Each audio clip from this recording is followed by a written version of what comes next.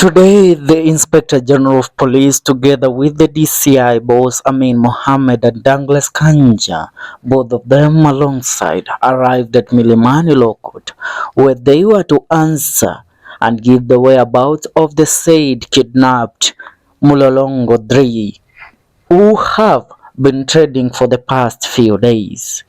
Now, after they left the premises of Milimani Law Court, news broke out to the public that one of the three that had been abducted in December last year had surfaced and his body was found in Ruai, where it was transported to the city mortuary. After an identification process was done, it was identified that the one who was found is none other than Justice Mutumwa Musimi, one of the young men that had been abducted and had gone missing in December alongside the other young men and women who disappeared alongside with them. But the rest reappeared again, that including Billy Mwangi, remember, Ronnie Kiplagat, the brother to one Kibet Bull himself, and Bernard Kavuli. Now, the body of one of the missing Mlolongo men was found at the city mortuary in Nairobi. Family lawyer Senator Manzo told the court on Thursday. Not only was Justice Mutumwa Musimi found, another body also of the said three was discovered today at the city mortuary, meaning that two of the said young men have been found dead. Their bodies have been found. Now, only one young man is remaining among the three. Now, the body of Justice Mutumwa Musimi was found dead in the Ruai area before it was moved to the city mortuary. Manso confirmed the body was discovered in Ruai and moved to city mortuary Nairobi. A quick search on the body confirmed it was the missing man Mutumwa, who is part of the case in court. The information has come to us as the case proceeded in court. That's what Manzo said. Now, he demanded that thorough investigations into the saga. The family identified the body on Thursday. It is not clear when he died, and the cause an autopsy is planned on the body to establish how he died. Now, the revelations came as the Inspector General of Police, Douglas Kanja, the Director of Directorate of Criminal Investigations, Mohammed Amin, appeared in court and denied the deceased, denying knowing the deceased and two others who are still missing were in their custody. The Mlolongo residents, Justice Mutumwa, Martin Mwau and Karani Mwema, were reportedly abducted on December 16, 2024, and their whereabouts remain unknown. Amin and Kanja explained to Justice Chacha Mwita through their counsel Paul Nyamondi that the report of the three missing news was filed at Athi Rivers Mlolongo police station. Kanja confirmed that the missing persons report were officially recorded at Athi River police station under OB number 23 21 12 2024. Which means it was recorded on date 21 of December 2024 and at Mlolongo police station. Now, this was the case. Now, quoting what Amin said investigations were ongoing on the matter, and I quote him.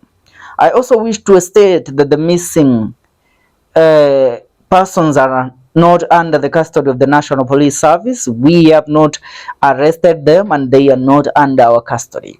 Now, in closing, Amin said under the current circumstances, they can neither produce their bodies nor can they prefer any charges. State Prosecutor Mark Baraza stated that the Director of Public Prosecution has forwarded the case to the IG for investigation and expected to receive the results.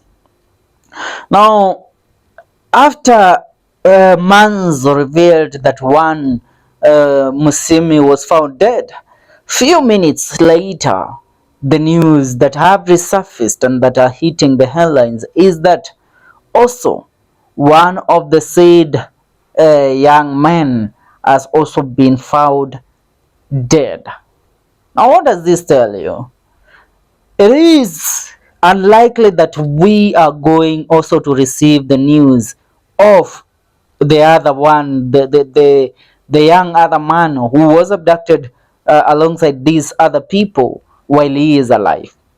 The missing body of Martin Mwau, one of the three men who went missing in Mlolongo, was discovered today at City Mortuary in Nairobi. And now it means that two of the said young men, Justus Mutumwa Musimi and Martin Nzioka Mwau, have been found dead. The last of them is Kalani Mwema. Now the questions that a lot of Kenyans are asking is, where is Kalani Mwema?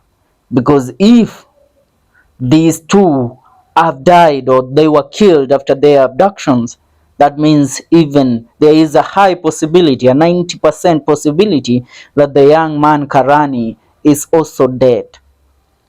I wonder what type of a nation we live in. Remember when President Uhuru Muigai Kenyatta spoke yesterday, he said, the guns that we buy, we do not use them to fight our enemies outside our borders. We use them to kill our own brothers and sisters within the borders of our country for selfish and nonsensical reasons. Because tell me why Justus Mutumwa Musimi and Martin Mwau had to die just for posting a video that was contrary, or a photo that was contrary to what the government was saying, or because they criticized the government in a way that the government did not want to be criticized. Now, could this be the work of the NIS, the National Intelligence Service? Because remember, we said that the NIS, the National Intelligence Service, is a body that is supposed to protect its citizens against foreign invasion and against terror attacks. But currently, they have been the ones that have been used by the state to cause mayhem, abductions, and other things within the borders of this great republic of ours we call Kenya. Now, two men, Martin Mwau and Justus Mutumwa Musimi, have died just after they were abducted in December. And we all could tell. You know, many are asking, where is Kalani Mwema now? I can say that Kalani is also gone, because since December last year, since December last year, if they really had these young men in custody, they would have released them the way they did with the other young men that had been abducted, including Billy Mwangi, Bernard Kavuli, Ronnie Kiplagat, and Kibet Bull. They would have released them. But because these young men had already been killed even before the abductions of the rest, they hid their bodies somewhere. Now their bodies have started resurfacing. Nisalie mtume. Mwenyezi Mungu ilinde taifa yangu ya Kenya. Naipenda sana, sitaki kuiona Kenya yangu ikipotea. Maana viongozi ambao tunao, msalie mtume. Ni hayo tu kwa sasa, tuungane katika video zetu zijazo. Usisahau kusubscribe. Hii ni The Kenyan Daily Report.